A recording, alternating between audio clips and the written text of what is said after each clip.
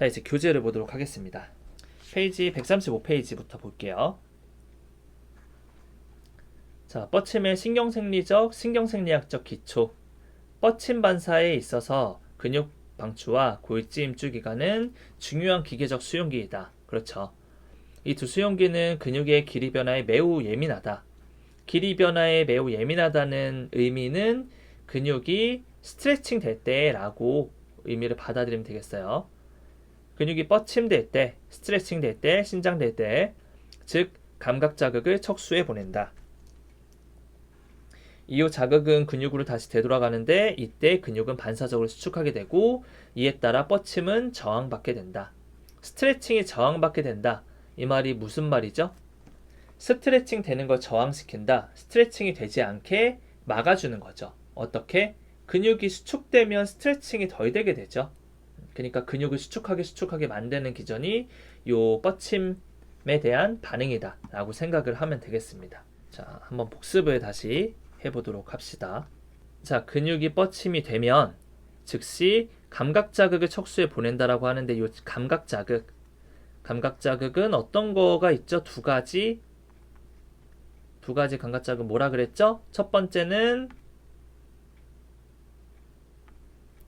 1A 신경과 두 번째는 2. 두 가지는 날신경이죠. 날신경? 아닙니다. 날신경 아니라 들신경이죠. 들어가는 신경이에요. 두 가지는 들신경이고요. 자, 여기 나와 있는 근육은 반사적으로 수축하게 된다 라고 나오죠. 이 수축하게 만드는 섬유 두 가지, 모터 뉴런의 섬유 두 가지는 뭐가 있죠? 근방추 속근을 지배하는 것부터 먼저 얘기를 하자면 근방추 속근은 감마 신경이 있고요. 두 번째 근방추 바깥근을 지배하는 알파 모터 뉴런이 있죠. 이렇게 두 가지 뉴런이 있다라는 걸 정리를 해야 되고요. 자, 근육방추는 감각과 운동 기능을 모두 가지며 길이와 힘의 변화에 민감하게 작용한다. 주로 고유수용성 감각과 운동 조절을 위한 동심성 피드백의 역할을 하지만 근육의 뻣뻣함을 조정하고 분절 안정성에 중요하게 기여한다. 동심성 피드백은 컨센트릭 피드백이라고 하는데 이게 우리가 우리 도수치료 중에, 그러니까 도수치료를 요즘에는 사실은 손으로 직접 하는 치료다라는 의미인데 이게 뭐 운동도 다 포함을 해서 얘기를 많이 합니다. 근데 엄밀하게 말하면 이제 운동치료죠. 운동을 할 때 뭐 예를 들어서 우리가 밸런스가 부족한 회원, 고객이나 아니면 환자에게 보수 위에서 균형을 잡게 하죠. 그렇게 보수 위에서 균형을 잡게 할 때 균형 잡을 때 우리가 딱 균형 잡은 상태에서 유지를 하는 게 아니라 계속 외부 환경이 변화가 되면서 왔다 갔다 이 수축력을 계속 유지를 해야 되는 거죠. 유지한다는 게 힘주고 딱 버티는 게 아니라 이쪽의 근육을 좀 더 수축을 시켰다가 이쪽도 좀 더 시켰다가 수축을 막 번갈아 가면서 좌우 상하 여러 가지 근육을 계속 왔다 갔다 하게 근육을 시켜야 되는데 그런 것들을 시킬 때 근육방추의 역할이 분절의 안정성에 중요한 기여를 한다라고 얘기를 하는 거예요. 이거에 대한 내용은 좀 모터 컨트롤 쪽으로 가게 되면 좀 더 할 얘기가 많은데 그것까지 들어가기엔 시간이 너무 없어서 넘어가도록 하겠습니다. 자, 그래서 우리 현문사 교재에 나와 있는 그림인데 이 그림도 훌륭해요. 훌륭하지만 아까 말했던 키스너코비 교재에 있는 그림이 조금 더 자세하고 좀 잘 나와 있어서 제가 그것을 가지고 좀 얘기를 했고요. 여기 있는 내용은 되게 컨사이즈하게, 컴팩트하게 좀 담겨져 있어서 간단하게 이해하기가 너무 편해요.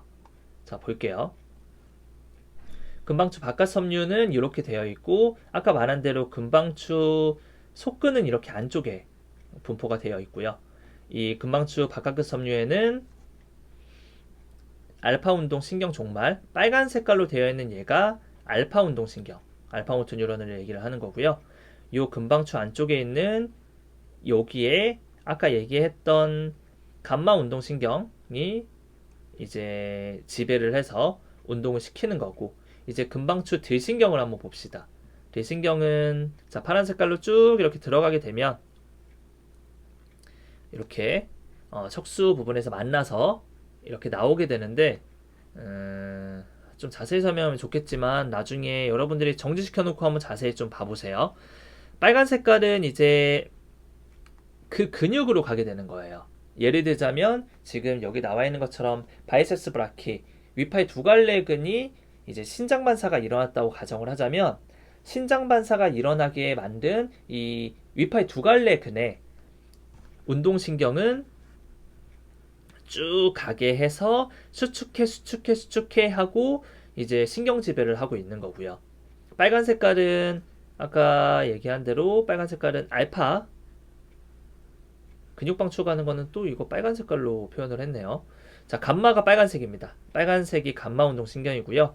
초록 색깔 두 개가 알파 운동 신경인데, 하나는 아까 얘기했던 바이셉스 브라키, 위팔 두갈래근으로 가서 감마 신경, 알파 신경 모두 야 바이셉스 좀 더 수축해 라고 명령을 내리고 있고요. 뒤쪽에 있는 얘는 기랑근, 대안근인 바이셉스가 아닌 트라이셉스, 위팔 세갈래근으로 가서 지배를 하고 있는 모습이에요. 근데 이 위팔 세갈래근으로 가서 이 근육들이 하는 역할은 여기 밑에 나와 있는 대로 이제 첫 번째 근육 방추가 뻗침을 감지해서 이제 쭉 들어가게 되죠. 근육 뻗침을 원웨이 대신경 섬유를 따라서 중추신경계로 신호를 전달하는 감각신경을 자극하고요.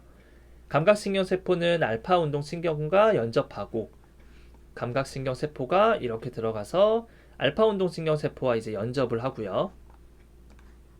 알파 운동 신경 세포는 금방추 바깥근 섬유로 신경 신호를 전달하여 근육을 수축시킨다. 금방추 바깥근 섬유로 신경 신호를 전달하여 근육을 시킨다는 게 이게 바로 뻗침 반응, 신장 반사라고 하는 이걸 얘기를 하는 거예요.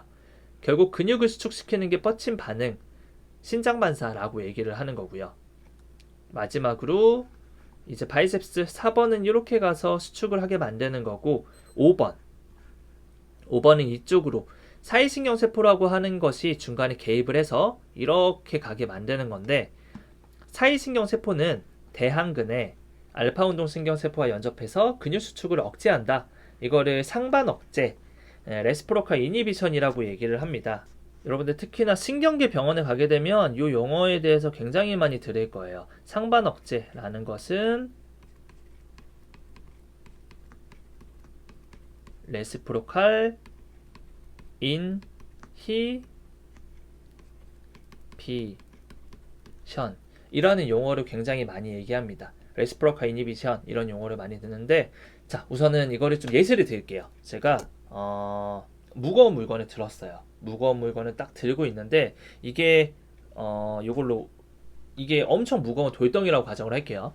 하늘에서 떨어지는 이 돌덩이를 제가 딱 잡았어요. 요렇게 딱 잡는 순간에 미세하게나마 이 근육이 신장이 되게 되겠죠. 다시 잡는 순간에 미세하게 얘가 요런 식으로 신장이 되는 겁니다. 요런 식으로 신장이 되면 길이가 살짝 늘어났죠. 이렇게 늘어나는 이 구간에서 머슬스핀들, 근방추 안에 있는 그 적도 부위가 이렇게 늘어나게 되면 아까 말했던 것처럼 1A 대신경과 2 대신경으로 쭉 척수에 이제 들어가게 되죠. 신경 발동이 되어서 들어가게 되면 여기서 척수에서는 앞쪽으로는 이 바이셉스 브라키라고 하는 위팔 두갈래근을 지배하는 알파 신경과 그리고 감마 신경이 얘를 계속 수축을 하게 만들고요.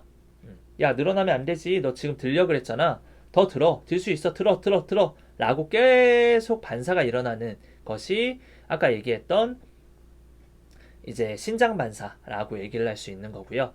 반대로 이렇게 듣는 게 계속 잘 되기 위해서는 반대편에 있는 위팔 세갈래근이라고 하는 트라이셉스는 조금 릴렉세이션, 약간 이완이 되어야지 더 많이 이거를 들 수 있게 되겠죠, 상대적으로. 그래서 아까 들어갔던 1A 대신경과 2 대신경이 척수에서 뒤쪽으로 있는 트라이셉스를 좀 억제시키려고 하는 그런 반응이 아까 보여준 대로 사이신경세포로 인해서 얘를 억제시키게 만든다 라고 하는 내용입니다. 자, 그래서 상반 억제, 사실 이게 임상적으로는 굉장히 중요한 용어여서 한번 적었고요. 이렇게 해서 금방추는 정리할 수 있겠어요.